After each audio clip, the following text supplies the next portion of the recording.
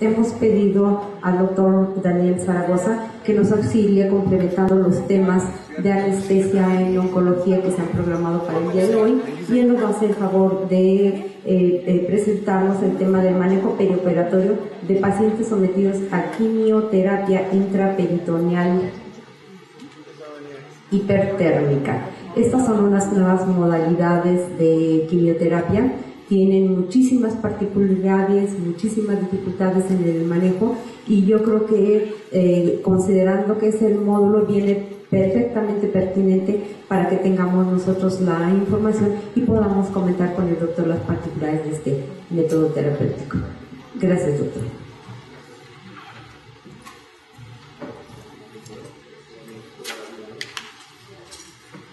Bien, les agradezco mucho la paciencia y que quieran volverme a escuchar. Esta presentación tiene aproximadamente 150 diapositivas, no se asusten, no nos vamos a ir con todas, nos vamos específicamente con lo que nos atañe en este tema. Pero este es el capítulo completo del diplomado. La gente que está tomando el diplomado este año, hazme la mano. Bueno, que lo vamos a ver en septiembre o octubre. Entonces ahí sí se vienen desayunados porque nos vamos a aventar como 150 diapositivas. Bien, vamos a abreviar algunas cosas porque esto ya lo hemos visto y es importante, permítanme por favor buscar la parte que vamos a hablar. La quimioterapia intraperitoneal hipertérmica es un procedimiento relativamente nuevo, aproximadamente unos 20 años, que se realiza en pacientes con neoplasias de sistema digestivo, específicamente colon, apéndice, y para pacientes con cáncer de ovario y pacientes con neoplasias de origen celómico. Vamos a obviar algunos tópicos que nos hizo el favor el doctor Mille de hablar, porque bueno, pues sería redundar, y busquemos precisamente lo que es la quimioterapia intraperitoneal hipertérmica. ¿Por qué? Porque ofrece algunos retos muy específicos para el anestesiólogo y para el equipo multidisciplinario. Bien, vamos a obviar un poquito la fisiopatología, o qué es lo que nos lleva a decidir, o qué es lo que le lleva al oncólogo quirúrgico a decidir llevar a una paciente a quimioterapia intraperitoneal hipertérmica. Y vamos a tomar o hablar de tópicos ya muy específicos, ¿sí? Pero es importante que cuando nos enfrentamos a pacientes con carcinomatosis peritoneal, o que los pacientes han recaído, o que las pacientes han recaído y son candidatas propiamente a quimioterapia intraperitoneal hipertérmica. Antes de someterse a la quimioterapia intraperitoneal hipertérmica, es necesario realizar un índice de carcinomatosis peritoneal. Y este índice le va a dar una idea al quirúrgico del área de oncología, pues más o menos a qué se va a enfrentar, o qué tan difícil o qué tan sufrida va a ser su cirugía. Pero ¿qué es el HIPEC? Mejor conocido como HIPEC. Cuando a nosotros nos dicen que vamos a entrar a una cirugía de HIPEC, lo primero que tenemos que tener en mente es esto: perfusión de 3 litros de antineoplásicos durante 90 minutos de 44 a 46 grados centígrados, con cirugías en promedio de 6 a 15 horas. Actualmente se han reducido los tiempos, no es ahora tan prolongados. Pérdidas sanguíneas que pueden ir desde los 500 mililitros, no me sobra un cero, hasta los 10 litros. Y presencia hasta de 15 litros de ascitis. Entonces, cuando nos digan vamos a entrar a un HIPEC, pues por favor cancelen todo lo que tengan previsto, porque esto nos va a llevar toda la mañana o toda la tarde. Y la posición no es nada grata, actualmente se ha modificado, ¿sí? Pero ¿en qué consiste el HIPEC? El HIPEC básicamente consiste en una exposición completa de la cavidad abdominal y la perfusión neoplásico con una bomba extracorpórea, muy semejante a lo que es la cirugía cardiovascular. La única diferencia es que no va a circulación sistémica, sino a peritoneo, y lo que se perfunde no es sangre, sino antineoplásicos a temperaturas por arriba de los 45 grados. ¿Cuál es el fundamento? ¿O por qué decidieron que tenía que ser la quimioterapia caliente? Precisamente por eso. Porque el efecto del calor incrementa su citotoxicidad, incrementa la penetración a los tejidos y su distribución es más uniforme en lo que se refiere a todo el área del abdomen y de la pelvis. Justificado sí, porque el calor produce vasodilatación y eso nos permite una mayor penetración del antineoplasia. Y bueno, pues esto es la exposición quirúrgica a la que nos enfrentamos. De ese tamaño, exposiciones quirúrgicas de 10 a 15 o hasta 20 mililitros por kilo por hora. ¿Qué es lo que sucede? No es tan inocua, no es tan noble, es un procedimiento extremadamente agresivo, y la sobrevida a 5 años de estos pacientes que llegan a sobrevivir el HIPEC es de un 6% en el cáncer de ovario, ¿sí? Y prácticamente este tipo de procedimiento específicamente en cáncer ginecológico, muy específico en cáncer de ovario, está destinado para aquellas pacientes que no tienen, que su sobrevida es muy, muy pobre. ¿Ok? Pero, ¿qué es lo que le hacen? ¿O qué es lo que le hace el quirúrgico al paciente o a la paciente sometida a HIPEC? Esto, son 3 tiempos.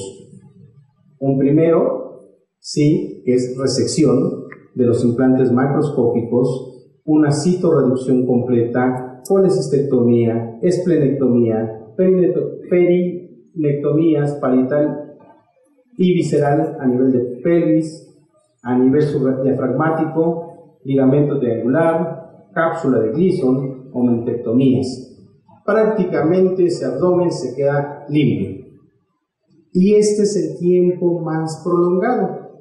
Este es el tiempo que llega a producir sangrados. Este es el tiempo en el que propiamente podemos saber si vamos hacia adelante o definitivamente no son candidatas a citorreducción, ¿sí? Este es el tiempo que lleva más, que ocupa prácticamente la mayoría del procedimiento de HIPEC, porque HIPEC propiamente es un evento muy específico que vamos a ver. Este es el segundo y tercer tiempo. Aplicación de la quimioterapia intraperitoneal de 44 a 46 grados durante 90 minutos y cierre de la parotomía y drenajes. Si no hay sangrado, si el primer tiempo se lleva de manera adecuada, si el primer tiempo no se complica, este es el tiempo que nos va a traer relativamente activos durante la cirugía. Y como vemos, esto es un HIPEC. Hay 2 tipos de técnicas. La técnica de Coliseo, que pueden ver por obvias razones el nombre de esta técnica, y la técnica cerrada. Uno podría pensar que la técnica cerrada es mucho más noble porque hay menos pérdidas menos pérdidas insensibles, ya sea por evaporación o por exposición, pero nos ha tocado que en algunas ocasiones en la resección a nivel de subdiafragmática, perforaciones inadvertidas, y cuando entra la quimioterapia y cuando se cierran el abdomen y cuando empieza la perfusión, hacen datos clínicos los pacientes de tamponado. Entonces, poniendo en la balanza las pérdidas las pérdidas insensibles con técnica de Coliseo o con técnica cerrada, pues llega a ser ciertamente un poco más noble la técnica de Coliseo. Este es un video, ojalá que se reproduce en un momento, se lo podemos reproducir. Sí, a ver.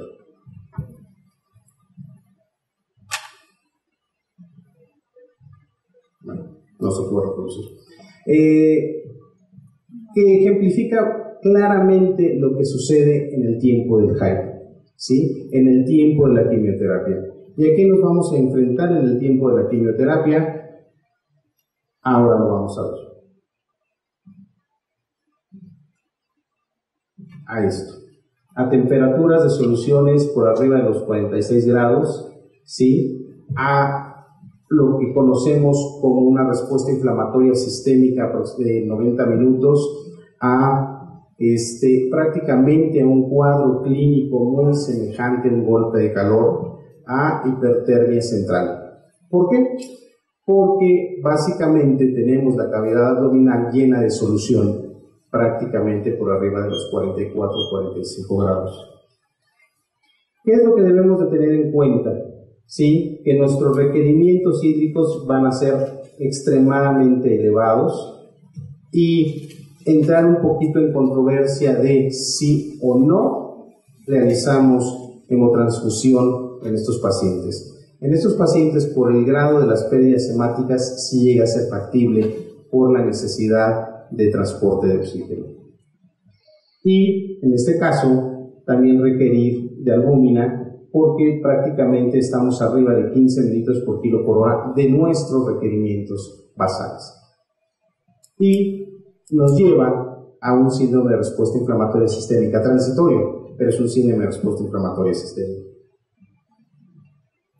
Y de repente tenemos a un paciente, a una paciente con taquicardia, ¿sí? Tenemos a nuestras y con retención de CO2. Es importante hiperventilar a nuestros pacientes, es importante impregnarlos con algún esteroide, dexametasona, 8 o 16 miligramos previos al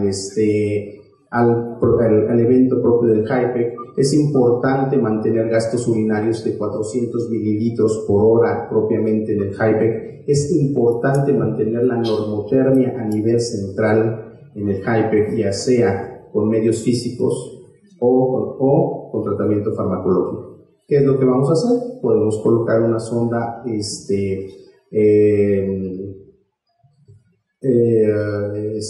una sonda tipo Levin, ¿sí?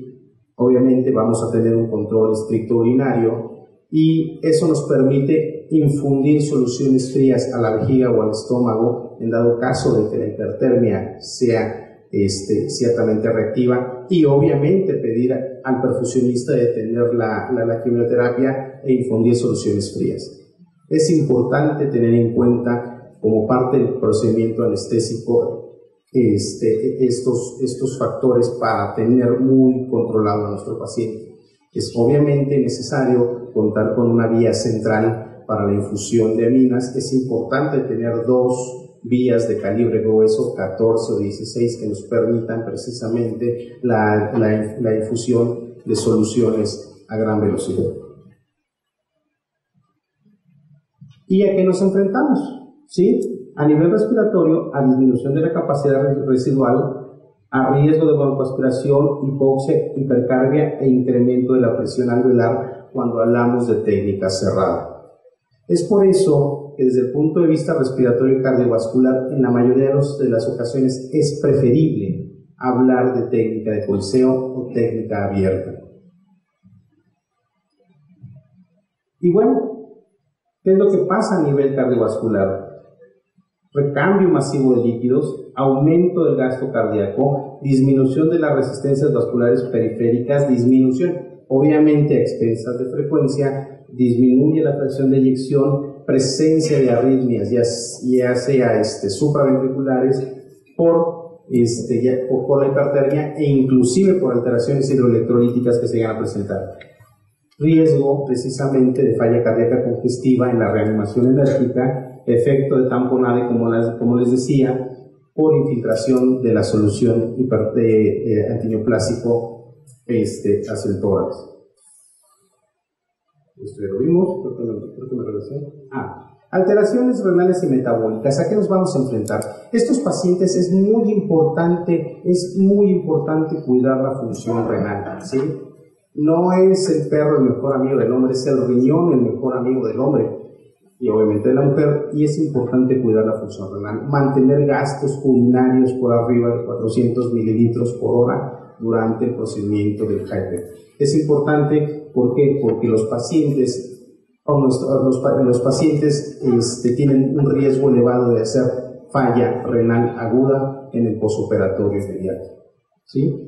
Nos enfrentamos a disminución de calcio, potasio, sodio y magnesio, y es importante realizar correcciones adecuadas en el trance anestésico de calcio y sobre todo potasio. ¿Y a qué nos enfrentamos? A nivel hematológico, a la hemodilución. Y esa hemodilución nos puede llevar a coagulopatía precisamente por hemodilución.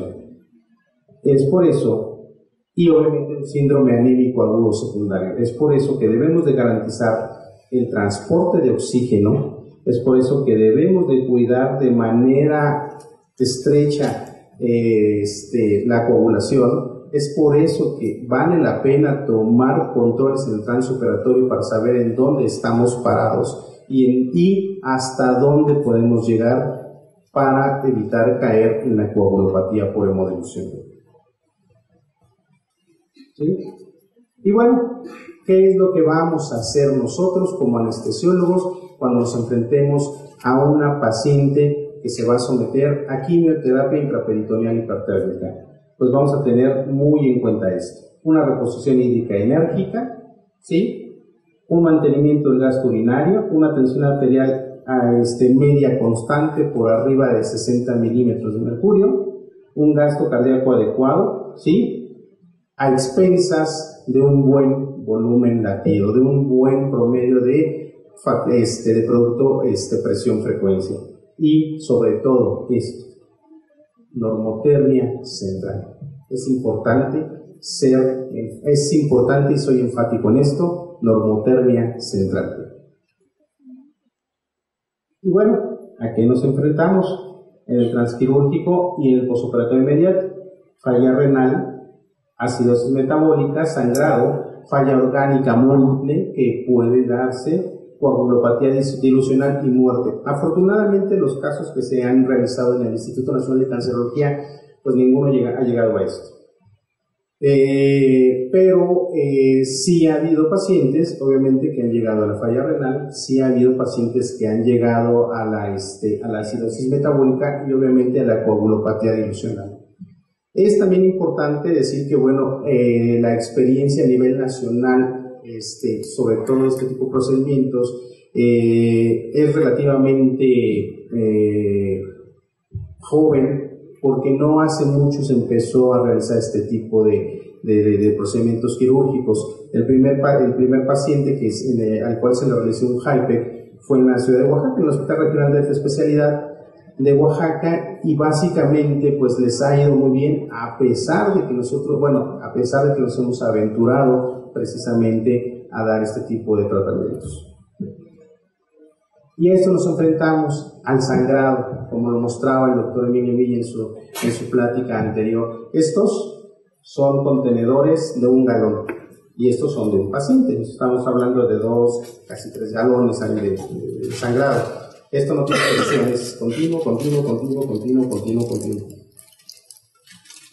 Es donde debemos precisamente decidir si transfundimos o no a nuestro paciente. Porque bueno, si no lo transfundimos, independientemente del efecto coloidal que pueda tener el concentrado eritrocitario, pues tampoco podemos ofrecerle la mejora de un transporte adecuado de oxígeno.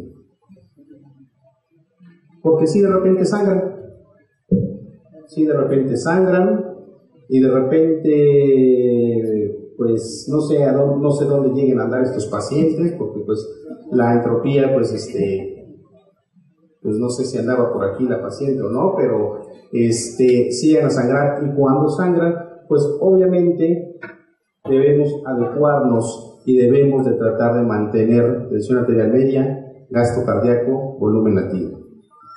Obviamente tampoco nos podemos exceder precisamente en la reanimación enérgica, porque nos podemos ir hacia el otro lado, ¿sí? A la falla cardíaca. Y siguen sangrando. Esta imagen, les digo que me gusta mucho. Mi esposa me pregunta, no sé por qué te gusta, pero me gusta por esto, porque miren, esto, las tendencias, básicamente nos describe lo que es propiamente un sangrado del libro en el transoperatorio. Bien, sangrado, hipoperfusión, hipotensión, desaturación, compensamos, y otra vez otra vez tenemos tensión arterial media de 50, con eso alcanza a sobrevivir el paciente, pero si se dan cuenta también nos cayó el gasto cardíaco.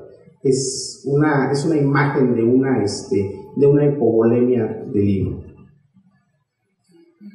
Y sangran, en serio que sangran, los primeros. Pero afortunadamente, pues la reanimación enérgica y la utilización adecuada de coloides y la utilización adecuada de soporte aminérgico nos permite sacar adelante a estos pacientes. Pero sí son procedimientos que en un tiempo sí fueron bastante sufridos, no solamente para el paciente, sino para el equipo multidisciplinario. Esto en cuestión de quimioterapia intraperitoneal hipertérmica, ¿sí? Como les comentaba, esto es parte de una serie de módulos del capítulo completo de anestesia en paciente ginecológica y patología de mama. Si, no sé, podemos seguir o lo dejamos aquí.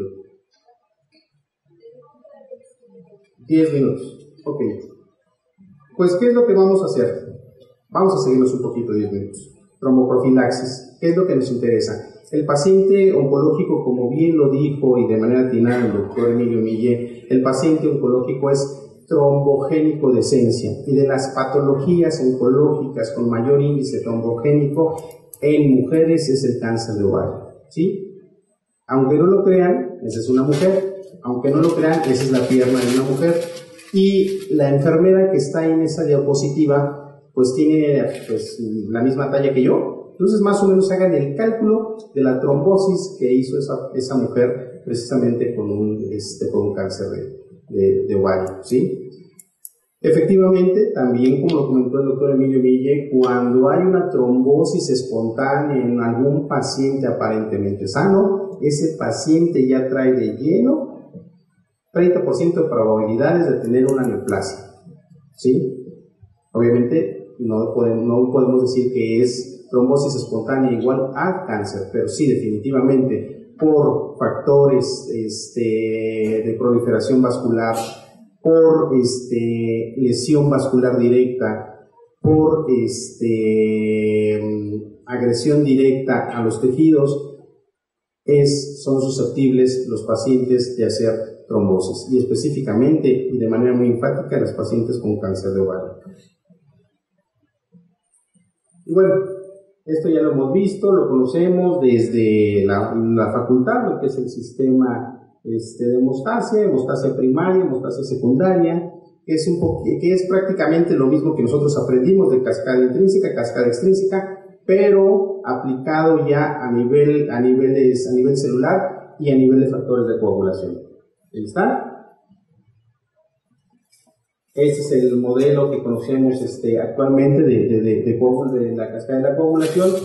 ¿Y qué es lo que sucede con el paciente oncológico? ¿Qué es lo que sucede con la paciente oncológica con tumores a nivel pélvico?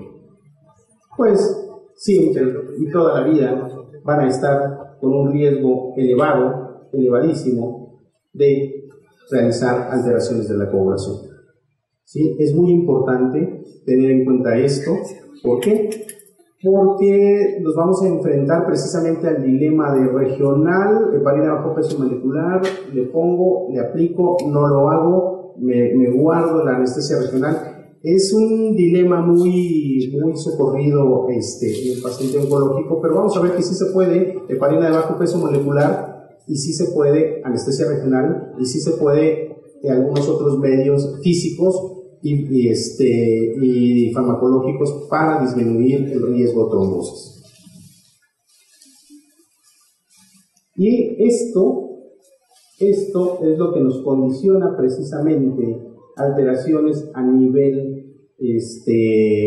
nos condiciona precisamente efectos trombogénicos en las pacientes oncológicas. Y no solamente oncológicas, pero es importante tomar en cuenta que tenemos criterios mayores y criterios menores que nos pueden dar una idea a lo que nos podemos enfrentar con un paciente o una paciente oncológica, ¿sí?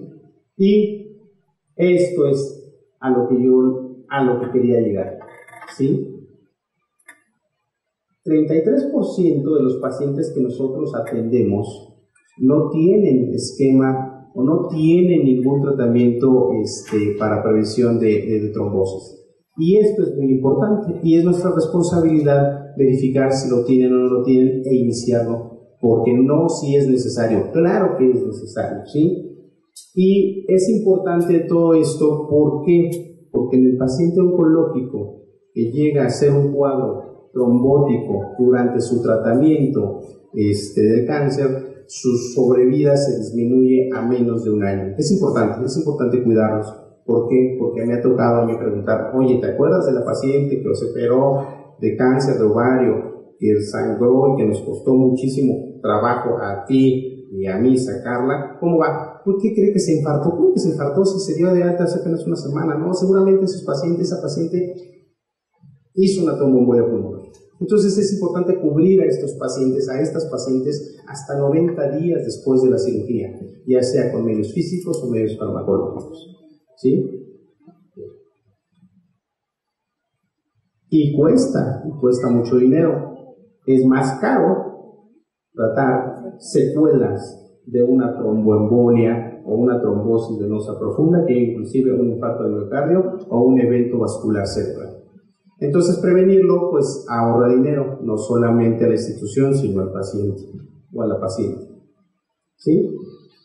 Y bueno, están presentes, están latentes. Lo que sucede es que cuando muere un paciente o muere en casa después de una cirugía grande, una cirugía pélvica, pues a veces ya no se le realiza necropsia, pero claro que están presentes y debemos de tomar en cuenta la posibilidad de una trombosis o una trombosis venosa profunda o una tromboembolia pulmonar ya cuando el paciente se encuentra instalado en su casa. Sí, claro que sí, por supuesto, toda la vida. Y bueno, es esto. ¿Se lo debemos de dar? ¿Debemos de estadificar el riesgo de tromboembolia? Sí, claro que debe de instaurarse una profilaxis, pero debe de realizarse y hay que minimizar los factores de riesgo, ¿sí? Todos los pacientes oncológicos normalmente andan aquí. Entonces es obligación del anestesiólogo que va a entrar con un paciente o una paciente oncológica cubrirlo, protegerlo contra un riesgo de trombosis.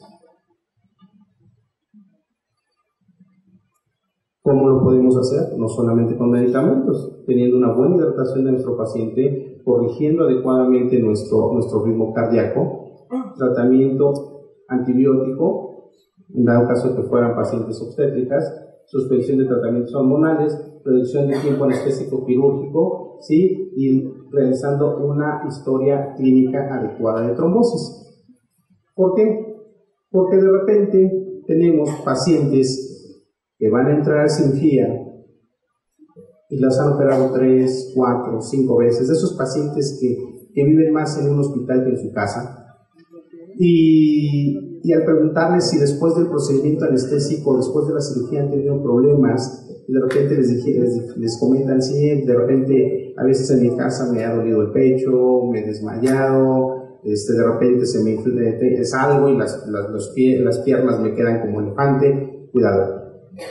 Cuidado, hay que preguntarles todas esas Esos pequeños detalles nos pueden orientar a que también tenemos, volviendo a la plática de la mañana, polimorfismos muy específicos para que estos pacientes presenten alteraciones en la cascada de la coagulación. ¿Sí? ¿Cómo podemos protegerlos? Una deambulación temprana, con un adecuado control de dolor, un adecuado estado hidroelectrolítico. Sí, es un reclamo frecuente. Trauma. Porque ¿sí? transmitimos. Ok, trauma quirúrgico mínimo, sistemas de compresión tanto mecánicos como intermitentes. De manera general, pues obviamente no se deberían de apartar lugares.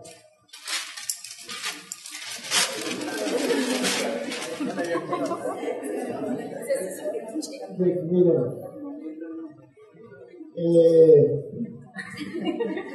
sí, en el PEC,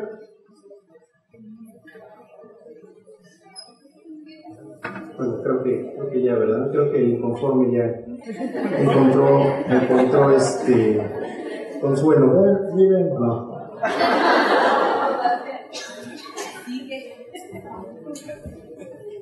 a ver,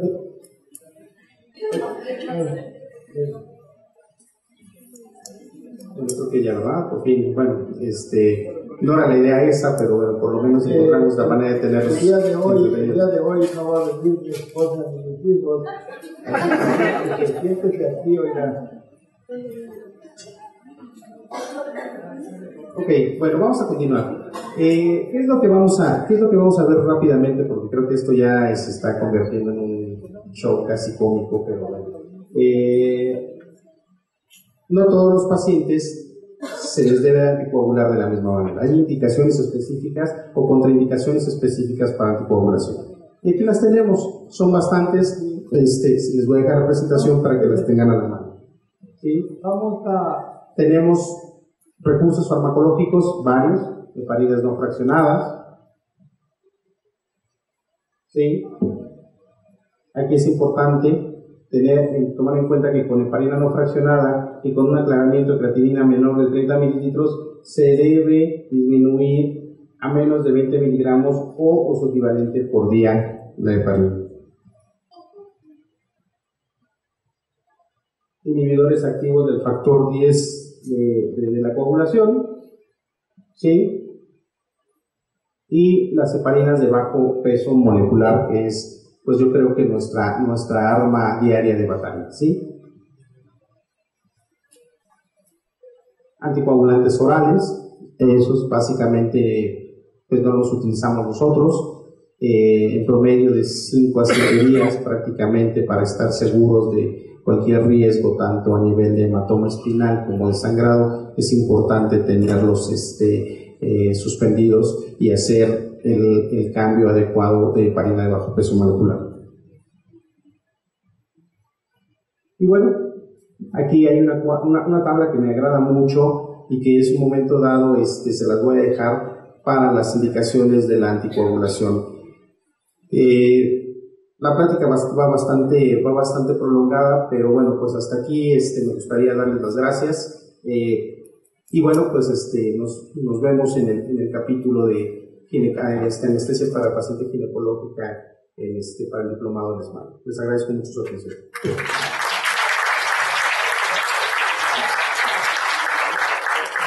Yo creo que salimos ganando con el cambio de la plática. Como ven ustedes, es un tema extraordinario, es un reto muy grande el manejo de estos pacientes bajo estas técnicas y sobre todo estas últimas consideraciones del doctor respecto de la tromboprofilaxis y sus beneficios, ese 68% como causa indirecta.